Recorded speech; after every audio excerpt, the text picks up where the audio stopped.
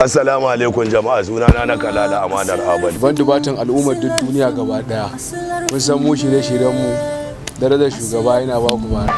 Muna mai sanar da ku tashar mu mai suna Martaba Hausa TV. Za mu dinga dora muku sabon kabci mai suna Silar Fim. Ku daure ku duba yadda na ba da gudunmuwa an canzan karakta. Na fito a jami'in tsaro na ba da gudunmuwa. Wannan fim idan kun kalle shi za ku ga wani sabon aktin da na fito a ciki. Wannan shirin sai ma kun kalla. Lallai ku kasance da Martaba Hausa TV. Za mu dinga dora muku sabon kabce mai suna Silar Fim. Na ba da gudunmuwa, kar ku sake a baku labari.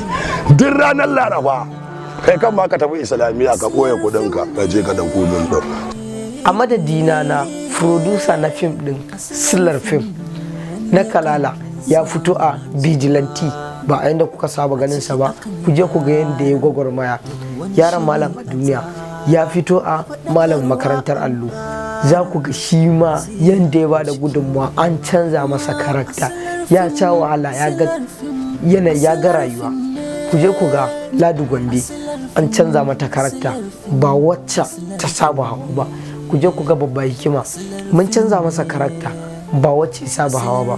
Ku je ku ga Kala, mun ƙara canza masa karakta, muka kuma ƙara danganta shi da kamar yacce yake a da. Za ku ga abun akwai mamaki, akwai abun alajabi. Ku je ku ga Babu Bosho, ku je ku tadda Bosho ku ga yadda muka canza masa karakta. Shi ma za ku ga a irin karaktar da muka dora sa. Ku je ku ga Dan Basi, za ku ga yadda muka canza wa manya-manyan jarumai da sauransu. Manyan jarumai kafin din sai muka yi invite din waɗanda kuke bukata a wannan lokacin. Silar Fim ba kyau. Maɗi da ku a YouTube channel ɗinmu mai suna Martaba Hausa TV. Inda rabbana.